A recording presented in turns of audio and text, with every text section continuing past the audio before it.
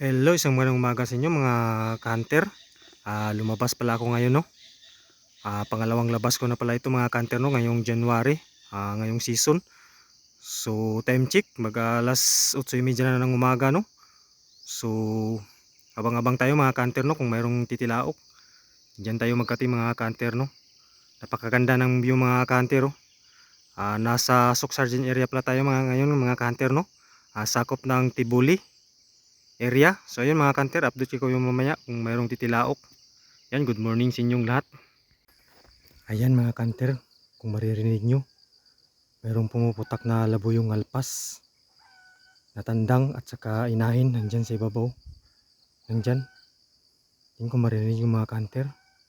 Yan, tulusan natin. Sana mapalapit ng ating labuyong ter. Ayan, update ko kayo mamaya sa area.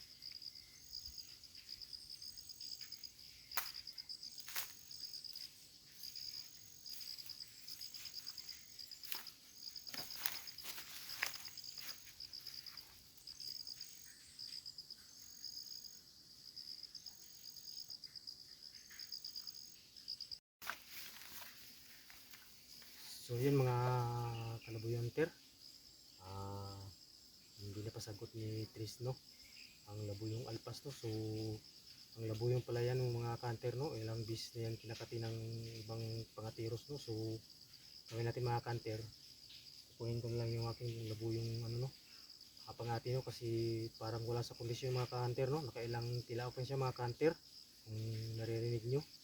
So hindi tayo pinala din no, sa pangalawang bisis natin na magkati ng labuyo no. So ngayong season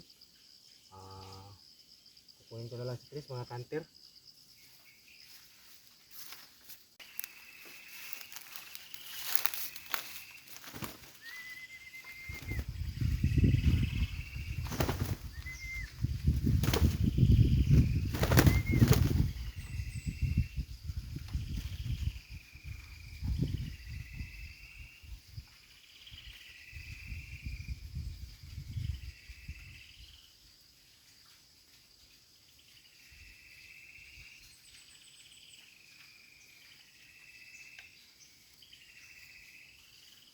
So ayun mga kanter no, hindi na pasagot ni Tris yung labuyong alpas no, kanina no na pumuputak. So kukunin ko na lang siya mga kanter no. So ito pala si Tris mga kanter no, bago lang pa ito na manso ko ano. So kung lalapitan mo siya mga kanter,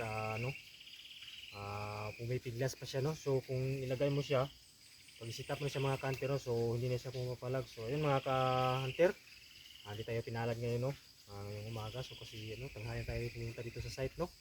So binisita na natin yung mga labuyong ano no, makunat no, nung